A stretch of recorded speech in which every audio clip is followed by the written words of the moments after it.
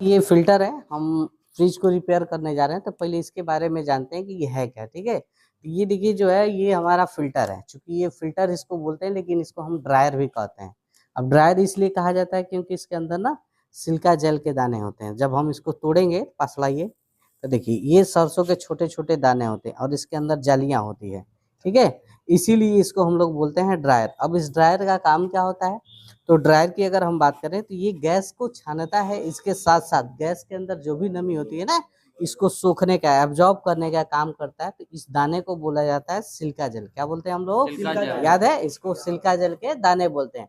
अगर आपको कोई फिल्टर दे दे और कहे कि बताइए कि ये फिल्टर है कि ड्रायर है, तो पहचानने का एकदम आसान तरीका है। देखिएगा, ये हमारे पास एक नया फिल्टर है, हम इसको खोलते हैं, खोल के बताते हैं आपको कि कैसे आप पहचानिएगा। जब इसको आप फाड़िएगा तो देखिए एकदम आसान तरीका है पहचानने का। पहला तरीका तो इसको बजाइए, बजाने से ये देखिए आवाज कर रहा है। पहला तरीका। दूसरा तरीका ये कि जब भी ड्रायर होता है तो ड्रायर में एक तरफ दो पिन होती है, यानी कि दो चौड़े चौड़े होती है और एक तरफ हमारी क्या होती है, पतली होती है। ठीक है, तो ये ऑप्शनल हो सकता है, किसी किसी में ये सिंगल पिन भी दे देता है तो फिल्टर हमारा होता है। ठीक है, ये अलग अलग कंपनियों के ऊपर डिपेंड करता है। और ये जो ड्रायर यूज होता है वो किस में यूज होता है, तो ये गैस के ऊपर होता है।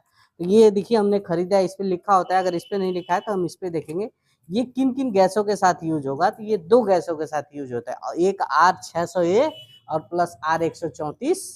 हाँ, इन दोनों गैसों पे ये हमारा ड्रायर यूज होता है। इसके अलावा और किसी गैस पे ये ड्रायर यूज नहीं होता है। ठीक है, क्लियर, समझ में आ गया?